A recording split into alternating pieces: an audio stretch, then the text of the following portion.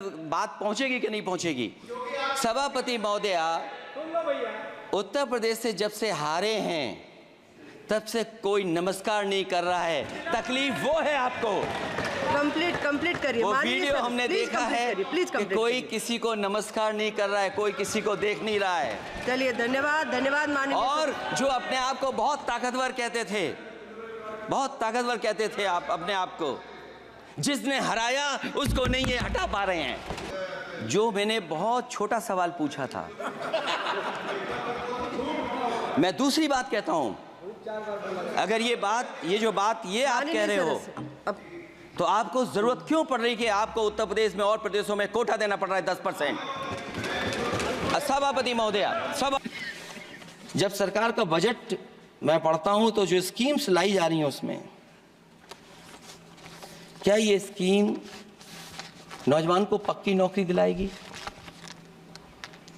क्या इन स्कीम से 5,000 रुपए देकर के आप नौजवान का भविष्य बनाना चाहते हैं? आप क्या दे रहे हैं आप? और मुझे तो ये लगता है कि जो वर्क फोर्स आप बना रहे हैं ट्रेनिंग देकर के सरकार के पैसे से, अंतोगत्वा इनको भी एक्सप्लॉइट वही लोग करेंगे, उद्योगपति। आखिरकार जब इतनी टेक्निकल, इतनी ट्रेन फोर्स होगी, तो आप ये मुझे बताइए कि उसके भविष्य क्या होगा।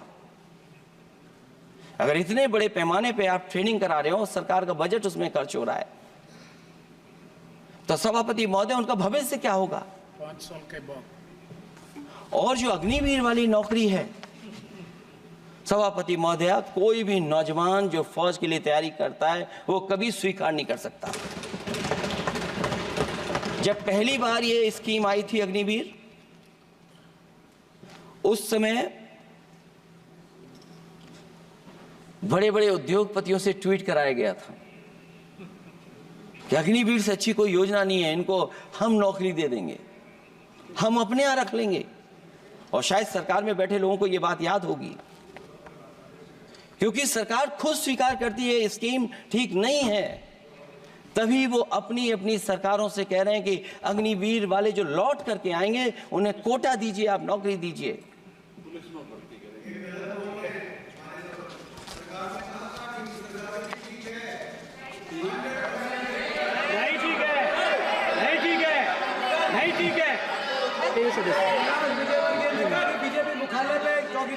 सभापति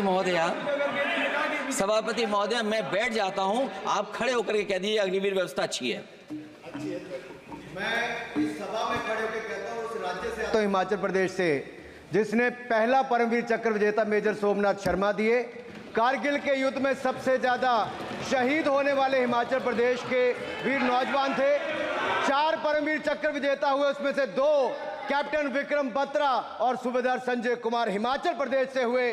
और मैं कहता हूं, जी हां, जो लंबे समय से मांग थी 1 रैंक 1 पेंशन की, किसी सरकार ने पूरी नहीं की, वो नरेंद्र मोदी जी की सरकार ने यहां पर पूरी की है।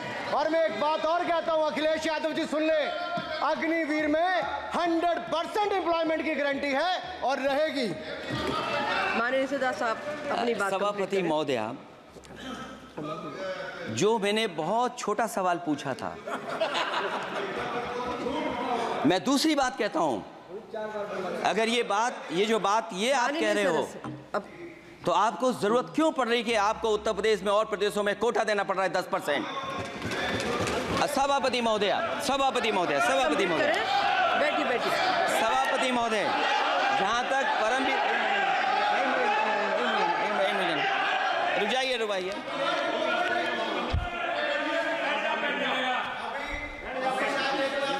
अरे सुन लेने दो। माननीय सदा साहब अपनी सभापति महोदया, चेल जानते हैं आप कहाँ हैं? चेल जानते हैं आप कहाँ हैं? कभी गए हो मिलिट्री स्कूल में? मैं खुद मिलिट्री स्कूल का पढ़ा हूं। और आप परमवीर चक्र की बात कर रहे हो, तो हम भी तमाम नाम गिना सकते हैं कितने परमवीर चक्र आग्रह कर रही हूं, आपस में चर्चा न करें। सभापति महोदया, ये सभापति महोदया, जी 1 मिनट से भी कम, मैं 1 मिनट से भी कम मैं आपके सामने कहना चाहता हूं, ये तो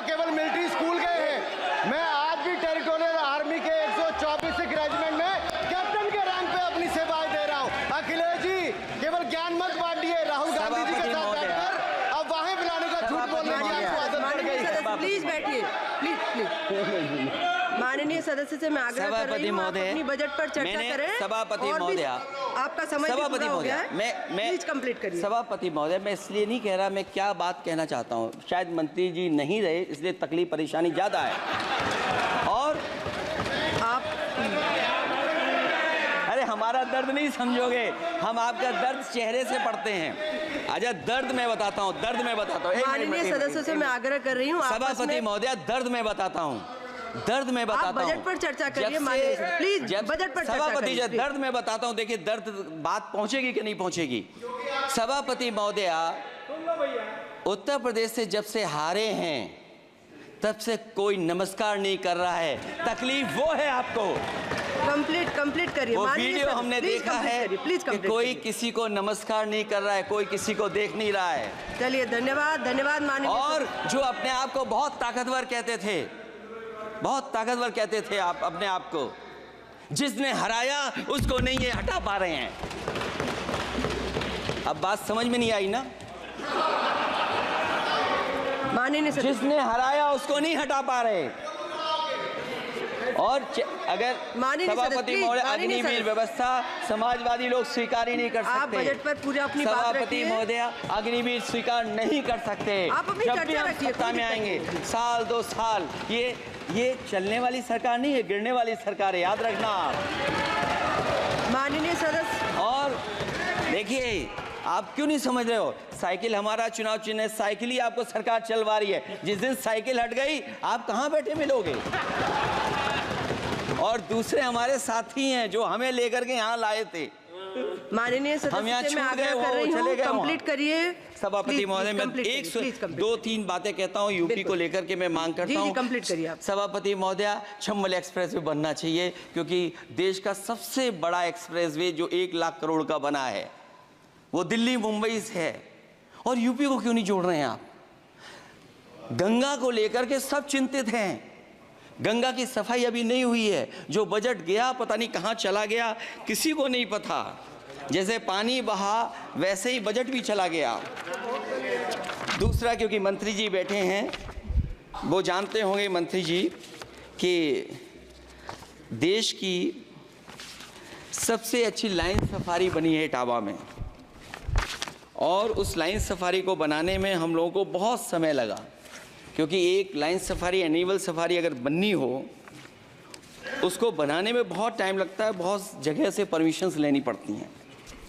हम लोगों को परमिशंस नहीं मिली, और क्योंकि वो प्रोजेक्ट अच्छा है, एशियाटिक लाइन्स की ब्रीडिंग शुरू हो गई वहाँ पर। ये सरकार इसलिए नहीं शुरू करना चाहती है क्योंकि वो समाजवादियों ने बनाई है। पहली बार देश में एशियाटिक लाइन्स पैदा हो रहे हैं।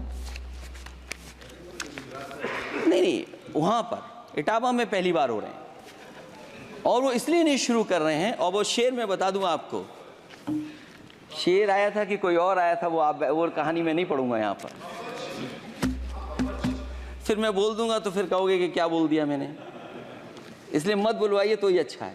कि कुछ तो धन्यवाद माननीय सदस्य, धन्यवाद। कुछ मत बुलवाइए मुझसे।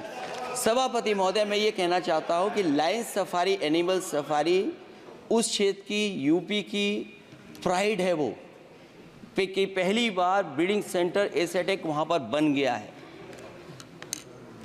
दिल्ली की सरकार और यूपी की सरकार मिलकर के उसको शुरू नहीं होने दे रही है।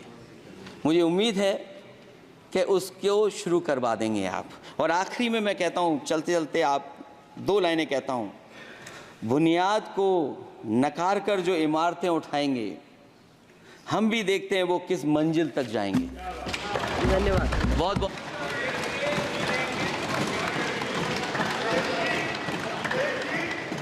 अखिलेश जी, कुछ ज्ञान माननीय विपक्ष के नेता को भी दे दीजिए। आपने अच्छा भाषण दिया, उनको भी सिखा दीजिए। हालांकि अयोध्या को मैंने कहा हम काम नहीं रोक रहे हैं, लेकिन सभापति महोदय मैं कहना चाहता हूं, इन लोगों का कौन टाउन प्लानर है, कौन आर्किटेक्ट है मैं नहीं जानता हूं, लेकिन जब सरकार से चले जाएंगे तो विश्व की सबसे बढ़िया नगरी अगर कोई बन करके दिखाएंगे तो वो अयोध्या नगरी होगी। माननीय सदस्य, क्योंकि इससे बड़ा सम्मान और कोई नहीं हो सकता।